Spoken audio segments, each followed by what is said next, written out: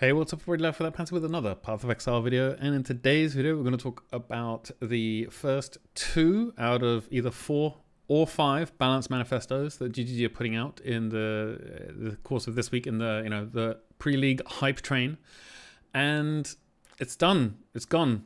Archnemesis it's being replaced. This has been obviously something that a lot of people had a lot of very strong opinions about, myself included. Over the past few leagues, they've nerfed it again and again and again, and it seems like it has not been living up to their expectations for their design system. So they've gone through their double diamonds again, and it's just they're going to be replaced with something similar to the way that monster mods worked in the old system. So now there's a few reasons for that. I think one of the biggest is that mods should do one specific thing. So they talk about magma barrier here, which did, I think it's 6 different types of, oh no, that's incendiary did 6 different properties. So they're going to get rid of that, the whole Archnemesis thing, which includes incendiary and deadeye and those kinds of things. And they're going to put on more descriptive names. So you will see something like applies a random mark or extra crits or accurate, and this is, for my money, this is a huge change. It's a very welcome change. It's gonna make, I'm not gonna say our life very easier, because they still haven't decided how many mods rare monsters are going to get. Currently they're thinking in between 2 and 4. Hopefully they scale that throughout the campaign, as well as they did as they had changed Archnemesis to work in the past.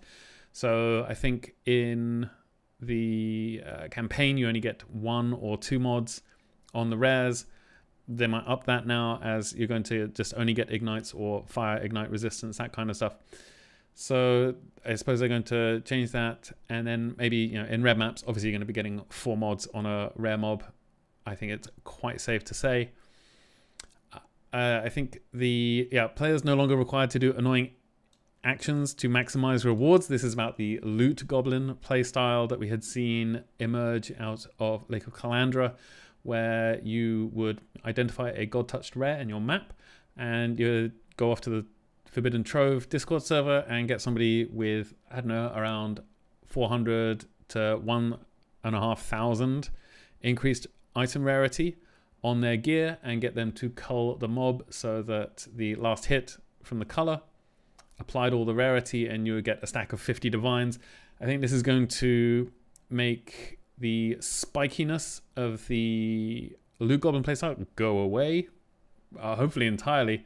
I really hope we don't see people dropping stacks of divines. I think it's incredibly demotivating to other players when you don't get those, and you know that somebody else only got it because they invested a few mirrors in their gear. I would much rather it was a lot smoother, with less variance, is what GGG would probably say. I think this is going to be a huge and really, really good change. And this is not the only balanced manifesto we've got so far, but obviously the Archnemesis one is the headline.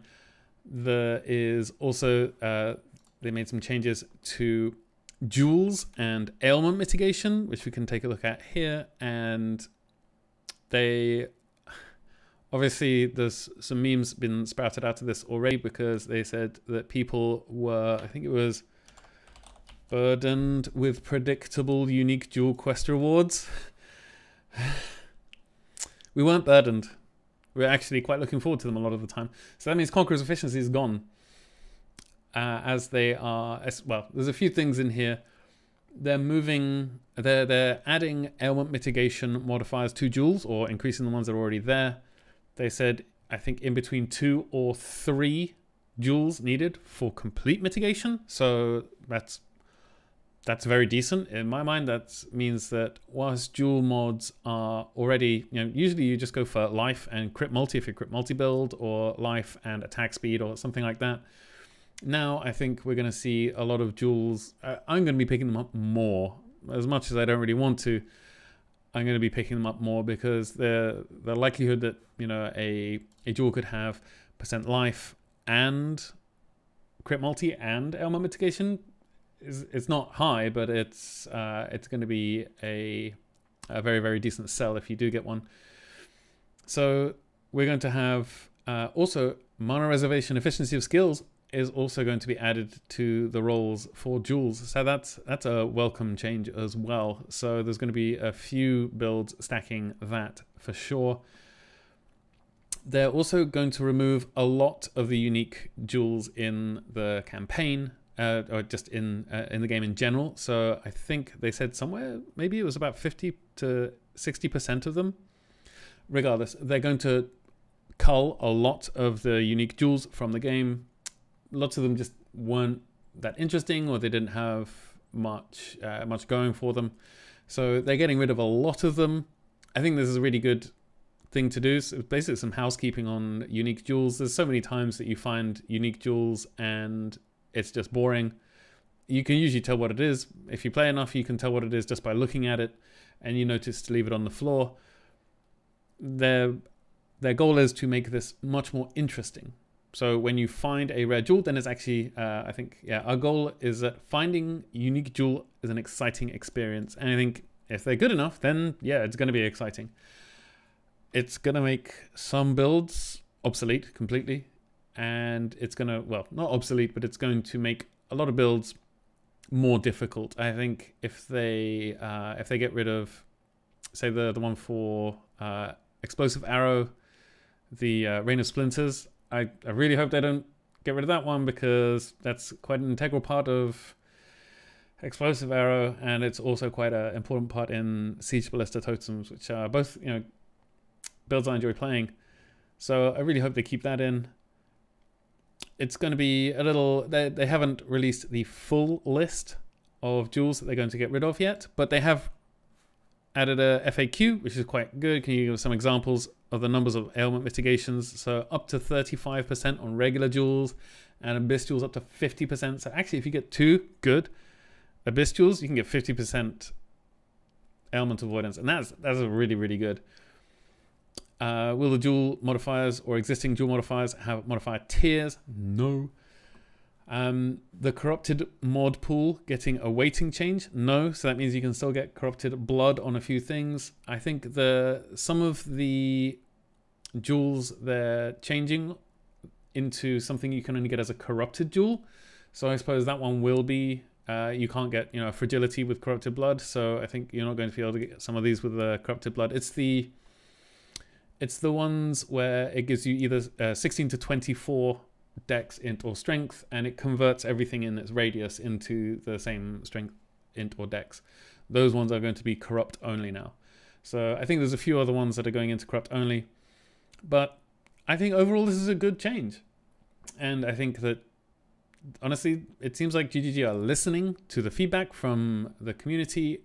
That gives me a lot of hope. I've been a bit of a negative Nancy about the direction the game's going recently, and in 3.20 I didn't have a lot of hope. I knew that they really had to pull something out of the bag for this, and I think this is a start.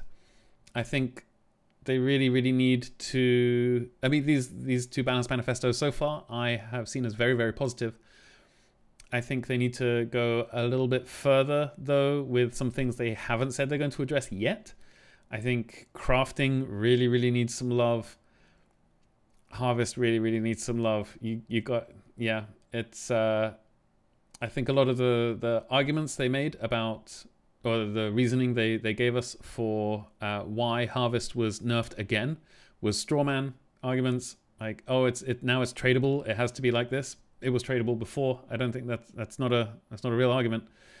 It's only SSF that really gets shafted by that, and they said they don't balance the game around SSF, so it's, yeah, Harvest needs some love. I think loot in general needs some love. The massive item quantity bonus that we lost, there doesn't seem to be anything on the horizon as to how that is going to be compensated, if at all. I think they said it's going to be a massive, massive thing has been replaced with a moderate rarity buff. Another thing to mention in the Archnemesis is how they're going to change the drops. So rewards were associated with individual mods. so that you can tell, like, oh, it's Solaris Touch, I'm going to get lots of currency here. So now, in the new system, they've added a significant pool of rewards to rares, but the reward is hidden. So we're not going to know. So if you're just stacking rarity bonuses, you'll probably get, you know, more generally good loot. So you don't know what kind of rewards you get until you kill the monster. Rare monsters with the mods are more likely to have these special hidden reward mods. So like it says, it should smooth out the spikiness that the Archnemesis reward system had. And that means that I suppose we're only going to be getting 2 stacks of blacksmith whetstones every map instead of 140. So that's going to be nice. But I think, yeah, the way these have gone, or the way it's looking, these are really, really positive. I'm definitely going to be streaming 3.20, and I'm looking forward to what is coming next. Again, the proof is in the pudding. We'll see how it plays. I'm hopeful, and I really, really hope that they make some more effort when it comes to things like loot in general, crafting. I think this is very much the direction I want to see it going. And there are 2 more balance manifestos as a minimum, and that one of them is going to be on curses, so that's going to be interesting. I'm not sure if they're just doing the buff ones first and the other ones are all going to be nerfs. And the other one is going to be Eldritch Altar revamp, and I don't know how that's going to go. It could be that, I think there's a lot of loot in Eldritch Altars, so I'm not sure if they're going to just cap that off the top, or if it's going to be if they're going to bring the bottom up. It's going to be interesting to find out. But yeah, let me know what you think about this in the comments, and I'm going to make sure I add these forum posts to the comments down below, also into the description, so you can have a look. Obviously, there are some good memes as well coming in, so no matter what, we've always got memes. But yeah, that's it from me. I love you all very much. I hope you're kind to everyone you meet, and I'll see you in Raycast.